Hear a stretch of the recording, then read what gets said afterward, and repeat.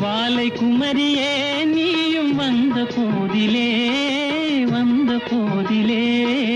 நேசமாக பேசிடாமல் பாவம் வளருமா ஆவி